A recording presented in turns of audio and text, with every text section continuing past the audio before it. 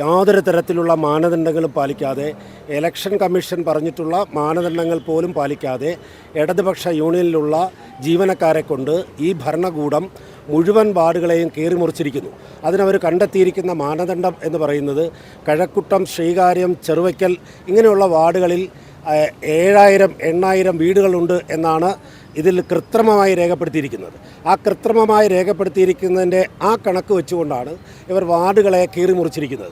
അവിടെ ജനസംഖ്യാനുപാതികവും വീടുകളുടെ എണ്ണവും ഈ പറഞ്ഞിരിക്കുന്ന കണക്കുകൾ യാതൊന്നും പൊരുത്തപ്പെടുന്നില്ല.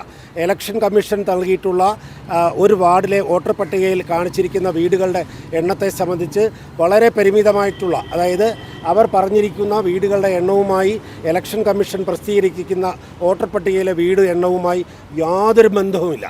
അപ്പോൾ 8000 വീടുകൾ, 7400 അങ്ങനെ ശ്രീകാര്യം ആ ഭാഗത്ത് കഴക്കൂട്ടം നിയോജക മണ്ഡലത്തിൽ വരുന്ന വാർഡുകളെ CPMന് വിജയിക്കാൻ ഭാഗത്തിന് CPMൻ്റെ സഹായത്തോടു കൂടി വെട്ടി മുറിച്ച് ആ നിലയ്ക്ക് ഭാഗപ്പെടുത്തിയിരിക്കുകയാണ്. ഇത് 100 വാർഡിലെയും വിഷയമാണെന്ന് കണ്ടുകൊണ്ട് ഇന്ന് ഔദ്യോഗികമായ ഒരു പ്രമേയം ഇലക്ഷൻ കമ്മീഷനും ഗവൺമെൻറ്റിലേക്ക് കൊടുക്കാൻ വിഷയം ഇന്നലെ തന്നെ കത്ത് കൊടുത്തിരിക്കുക മേയർക്ക്. ഈ വിഷയം ഇന്ന് ചർച്ച ചെയ്യണമെന്ന് ആവശ്യപ്പെട്ടുകൊണ്ട് ആ ചർച്ചയ്ക്ക് അവസരം നൽകാതെയാണ് ഇന്ന് നിരവധിയായിട്ടുള്ള വിഷയങ്ങൾ ഒറ്റ ഒരു 10 മിനിറ്റ് കൊണ്ട് തന്നെ ഇത് പാസ്സാക്കപ്പെട്ടു പോയിരിക്കുന്നത്. ഇതിൽ ഈ കണക്കുകളിലെ പിശകുകളുണ്ട്, ഈ വോട്ടർ പട്ടികയിലെ ക്രമക്കേടുകളുണ്ട്, അതുപോലെ തന്നെ പ്രമുഖമായിട്ടുള്ള വാർഡുകൾ. ഇപ്പോൾ ശംഖുമുഖം വാർഡ് എന്നറിയപ്പെടുന്ന വാർഡുകൾ പതിറ്റാണ്ടുകളായി, ഒരു നൂറ്റാണ്ടുകളെന്ന് വേണമെങ്കിൽ പറയാം, നൂറ്റാണ്ടുകളായിട്ടുള്ള പഴമയുള്ള പത്മനാഭസ്വാമി ക്ഷേത്രത്തിൻ്റെ ആറാട്ട് പോകുന്ന ശംഖുമുഖം വാർഡിനെ കീറിമുറിച്ചിരിക്കുക. പട്ടം താണുള്ളയുടെ പേരിൽ അറിയപ്പെടുന്ന PTP വാർഡിനെ കീറിമുറിച്ചിരിക്കുക. അതുപോലെ തന്നെ കുര്യാത്തി വാർഡിനെ പൂർണ്ണമായി എടുത്തു കളഞ്ഞിരിക്കുക. അതുപോലെ തന്നെ ശ്രീവരാഗം വാർഡ് എടുത്തു കളഞ്ഞിരിക്കുക. ഇവിടെ നമുക്കറിയാം പെരുന്താന്നി വാർഡ് പൂർണ്ണമായിട്ട് എടുത്തു കളഞ്ഞിരിക്കുക.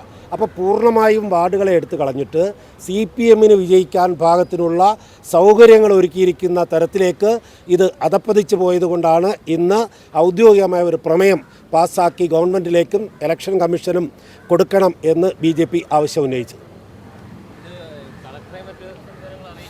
അറിയിച്ചിട്ടുണ്ട്. നിരവധിയായിട്ടുള്ള പരാതികൾ കൊടുത്തിട്ടുണ്ട്. 3-ാം തീയതി വരെ പരാതി കൊടുക്കേണ്ടതായിട്ടുള്ള എല്ലാ ഇലക്ഷൻ കമ്മീഷനുമായി ബന്ധപ്പെട്ട സ്ഥലങ്ങളിൽ ഒക്കെ തന്നെ പരാതി കൊടുക്കേണ്ടിടത്തൊക്കെ കൊടുത്തിട്ടുണ്ട്.